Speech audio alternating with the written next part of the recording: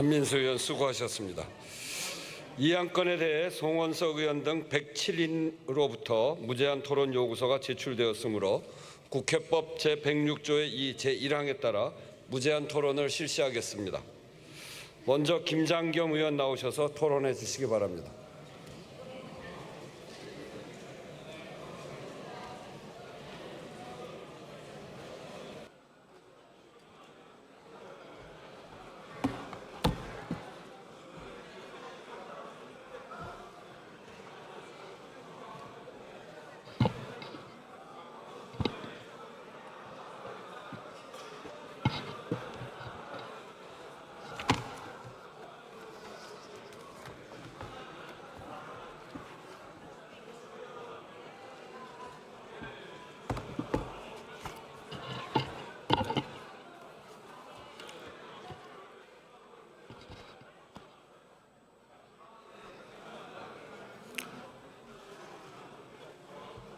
네, 존경하는 우원식 의장님과 선배 동료 여러분, 국민의힘 김장겸 의원입니다.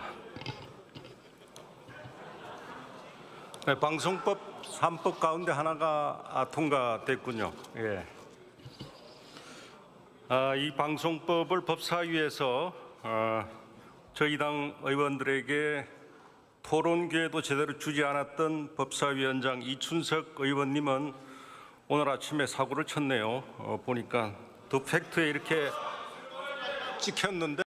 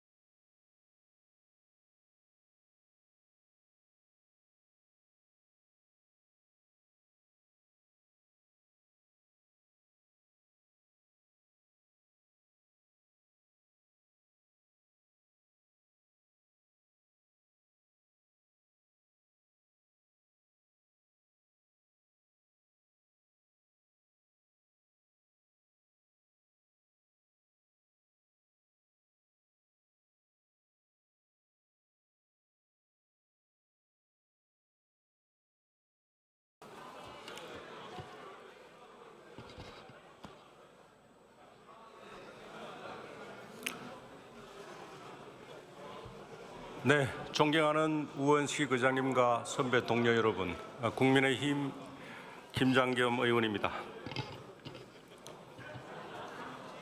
네, 방송법 3법 가운데 하나가 통과됐군요. 예. 이 방송법을 법사위에서 저희 당 의원들에게 토론 기회도 제대로 주지 않았던 법사위원장 이춘석 의원님은 오늘 아침에 사고를 쳤네요. 보니까 더 팩트에 이렇게 찍혔는데 방송법 이야기할게요. 예. 이거 좀 잘 가리시지 어떻게 하다가 걸렸네요. 보니까 기사를 잠깐 볼게요.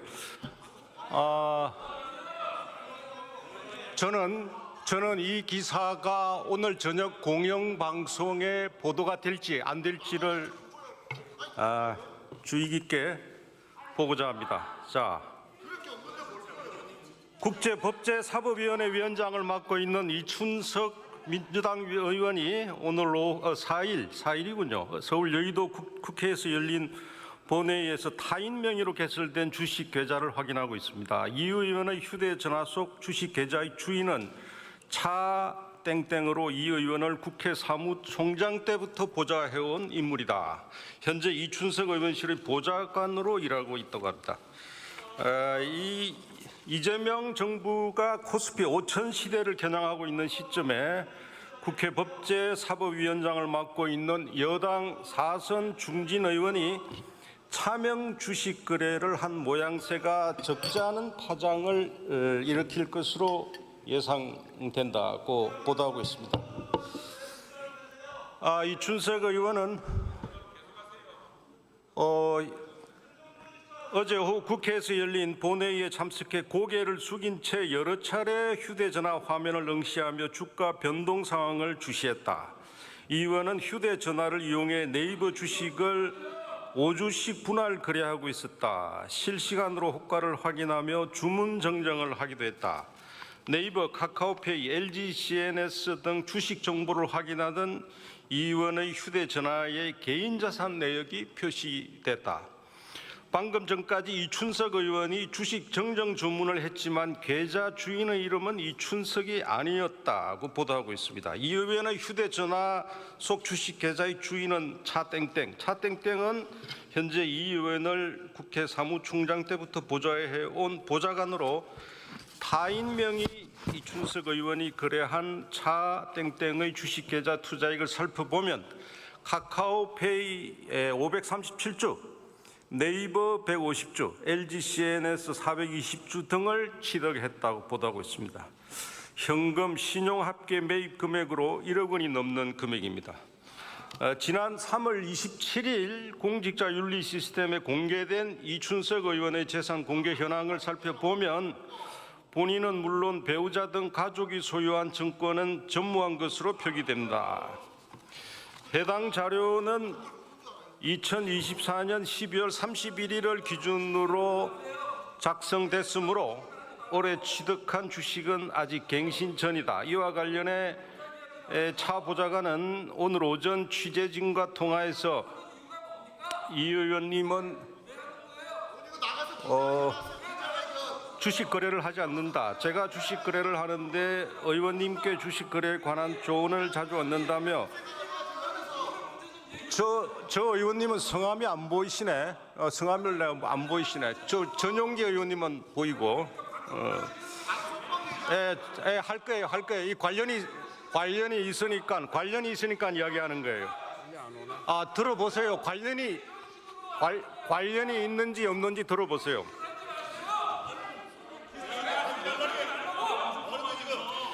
제가 주식 거래를 하는데 의원님께 주식 거래에 관한 조언을 자주 얻는다며 어제 본회의장에 들어갈 때 자신의 휴대폰으로 알고 헷갈려 들고 들어갔다. 거기서 제 주식 창을 잠시 열어본 것 같다. 이렇게 이야기했습니다. 금융 실명 거래 및 비밀 보장에 관한 법률은 모든 금융 거래를 실명으로만 할 수 있도록 규정한 법률로 금융 거래의 투명성을 확보하고 자금 세탁 및 탈세와 같은 경제 범죄를 예방하기 위해 엄격하게 시행되고 있습니다. 불법 목적으로 차명 거래를 한 경우 5년 이하의 징역 또는 5천만 원 이하의 벌금에 처해집니다. 장겸 의원님, 예. 필리버스터 무제한 토론할 때 제가 가급적이면 서로 정쟁적인 발언을 피하고 그리고 충분히 토론을 하자고 제가 얘기하는 겁니다. 그래서 뭐 잠깐 얘기하는 거야 그렇겠습니다만 이렇게 관련이 없는 사안들에 대해서 너무 길게 얘기해서 본회의장을 소란스럽게 만드는 것은 적절치 않다고 생각합니다. 그런 점에서 의장님. 이 안건에 대해서 안건을 중심으로 해서 토론해 주시기 바랍니다. 이게 지금 이렇게 되니까 자꾸 반론들이 생기고 시끄러워지지 않습니까?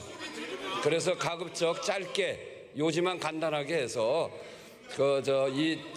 오늘 토론하는 내용을 안건 중심으로 해주시기 바랍니다. 우리 이춘석 근대 위원장님이 작년에도 보니까 보좌관 명의 거래 정황 해가지고 작년에도 주식 감사 도장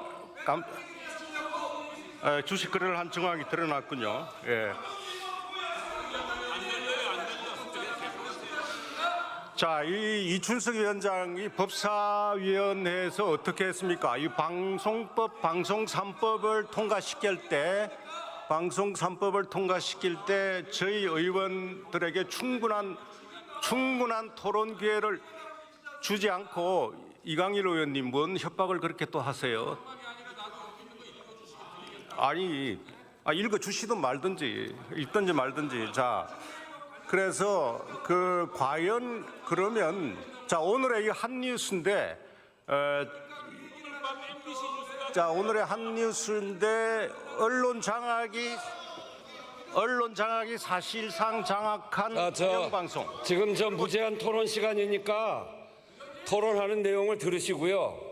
그리고 반론할 때 나와서 반론하시면 되고요. 또 발언하시는 분은 너무 정쟁적으로 지속적으로 발언해서 이런 소란을 유도하는 건 좀 곤란할 것 같습니다. 알겠습니다. 그런 점에서 네.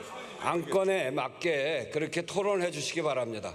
오늘 밤 KBS와 MBC에 과연 이 뉴스가 얼마나 비중 있게 보도가 될지, 이준석 법사위원장의 이 뉴스가 얼마나 보도가 될지, 과연 MBC가 메인 뉴스의 방송문화진흥회법 법사위에서 통과를 시켜줬는데 MBC는 과연 이걸 어떻게 보도할까?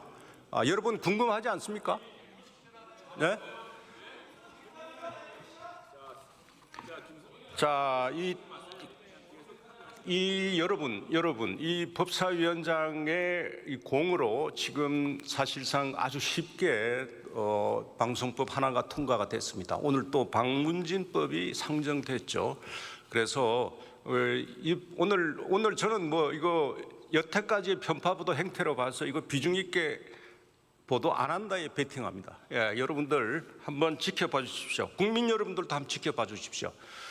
자, 지금요 저희 당 의원님들은 금요일마다 의원실을 압수수색 당하고 있습니다. 특검으로부터 지난주 금요일은 구치소 간다고 못 왔는지 건너뛰었는데 우리 김성교 의원님 같은 경우에는 집을 압수수색하는데 그 어머니가 사고 있는 이불까지 다 뒤졌고 장독대까지 뒤졌다고 그래요. 그리고 의원실을 압수수색했는데 자 보십시오. 김성교 의원이 양평 군수 시절에 일어났던 사건입니다.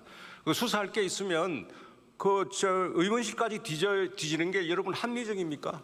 임종덕 의원 경우도 마찬가지예요. 임종덕 의원 같은 경우 용산에서 일할 때 일어났던 일인데 의원실을 압수수색했습니다. 자, 여러분, 이재명 대통령이 의원 시절에 압수수색을 많이 당했다고 우리 민주당 의원님들이 난리를 쳤습니다. 이재명 의원실 압수수색 당한 적이 있습니까, 여러분? 자, 이런 법원에서 영장 발부도 해준 것도 이상한데, 자, KBS, MBC가 이거를 비판적으로 보도한 적이 있습니까? 여러분 본 거 있어요? 네? KBS, MBC가 이런 문제에 대해서 저는 과문해서 그런지 못 들어봤습니다. 그런데 여러분들이 언론 노조가 더 수월하게 방송을 장악하게끔 여러분들 이 법을 통과시켰고 또 통과시키려고 하고 있습니다. 여러분, 이 공영방송의 현실입니다. 공영방송의 현실을 제가 지적한 겁니다. 네.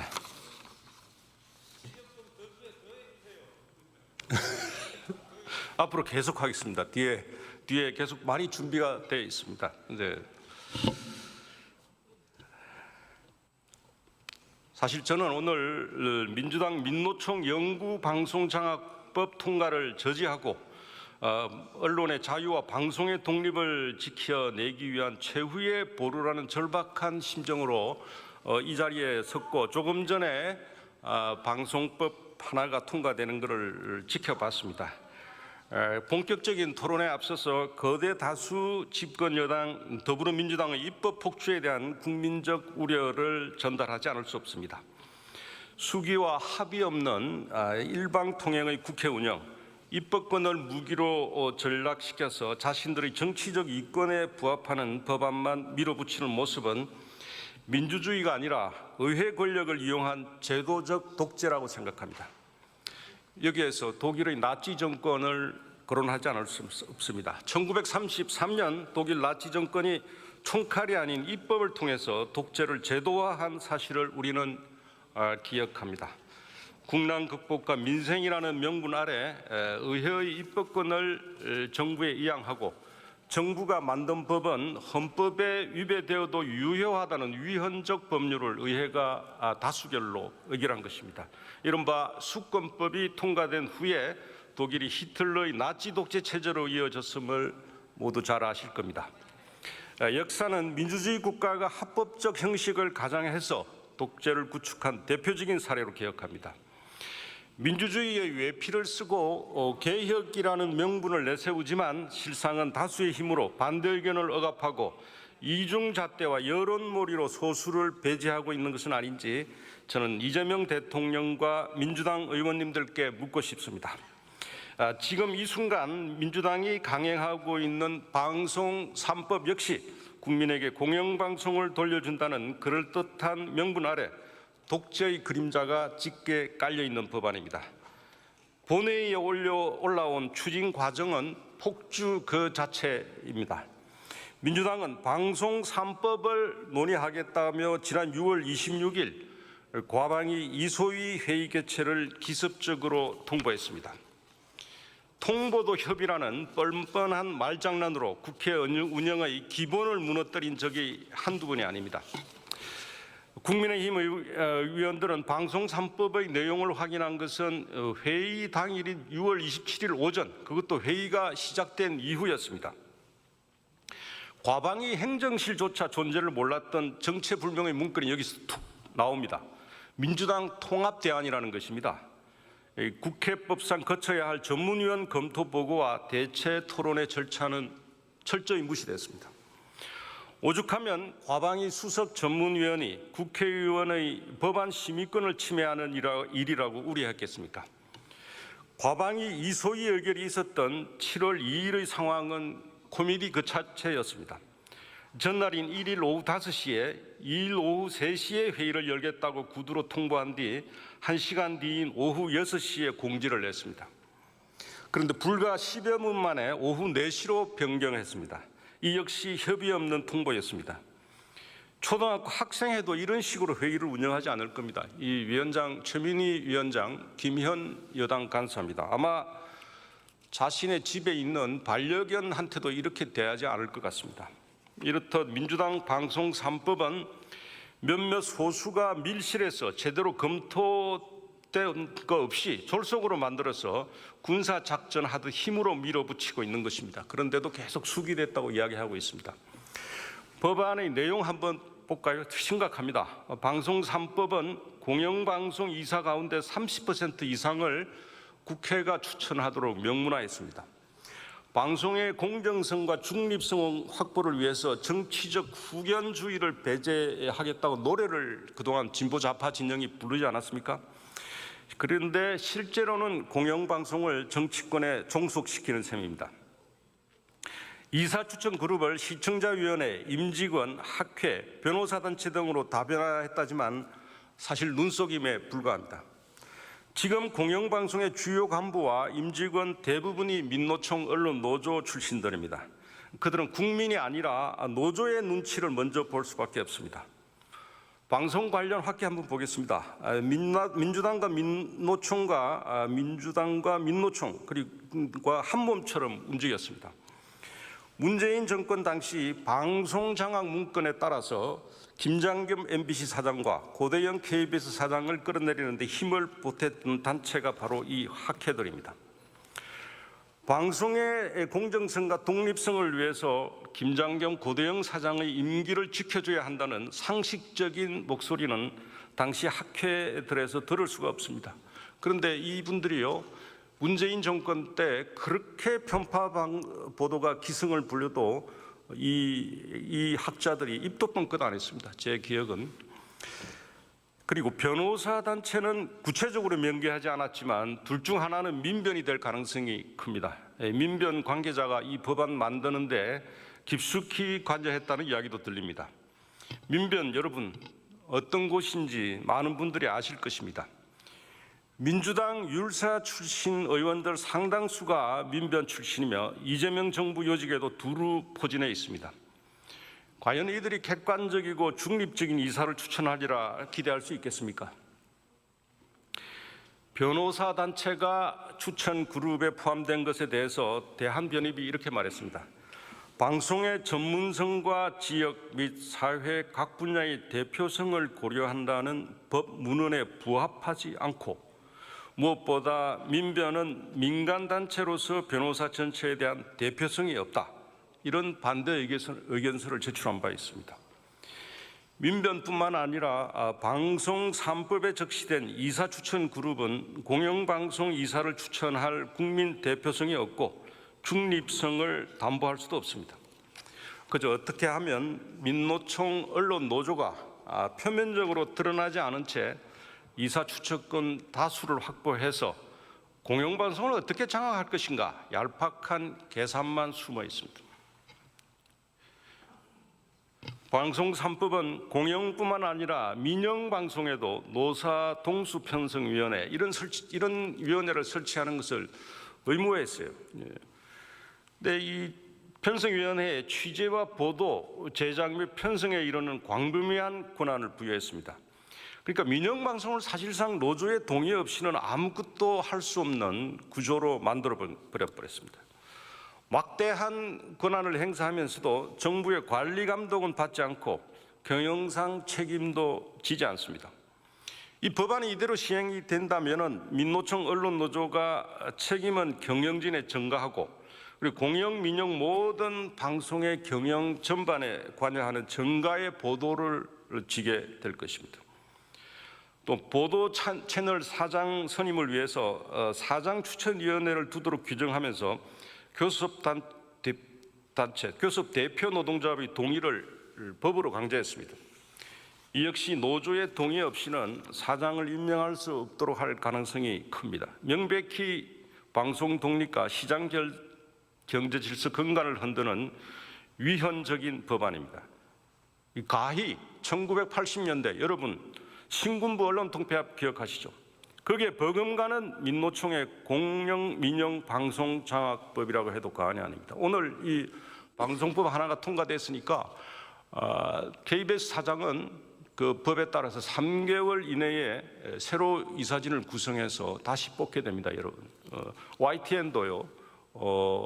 이 민영방송사인데도 사장 추천위원회를 노조와 합의해서 그렇게 해서 새로 뽑게 되어 있습니다. 오늘 아침에 오다가 여의도의 유진 그룹 사옥 앞을 지나가니까 이미 언론 노조가 작업을 시작했더라고요. 거기 앞에서 시위를 벌써 시작했습니다. 조금 전에 노정면 의원이 열심히 설명하는 걸 들었는데, 민노총 언론 노조의 공영, 민영 방송 장악 시나리오가 이제 본격 행동 개시되고 있는 것입니다. 그리고 이게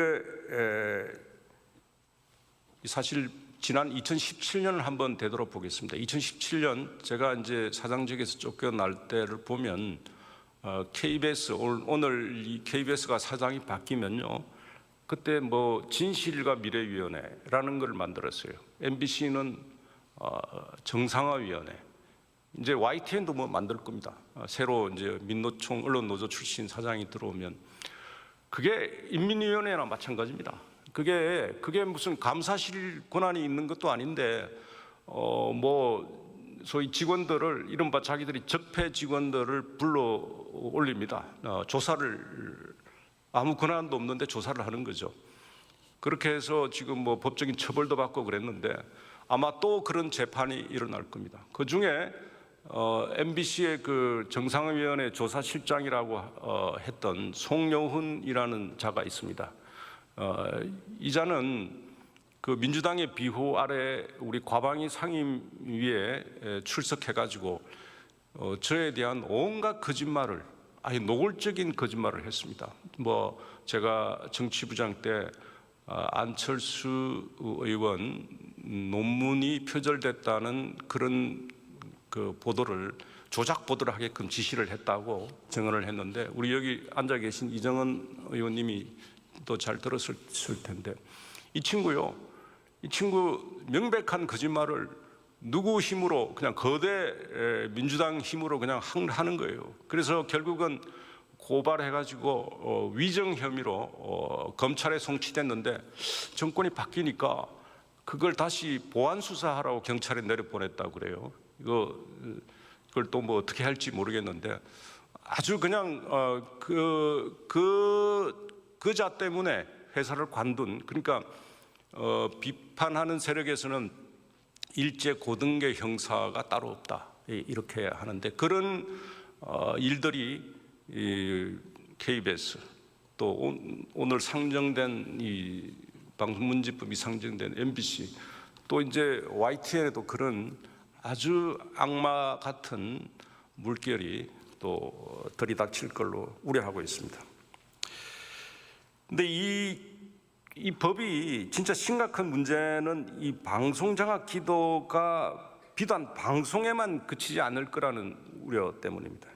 이 공영 민영 방송장악이 끝나면 이재명 정부와 민주당이 과연 가만히 있겠습니까? 저는 신문이 될 것으로 봅니다.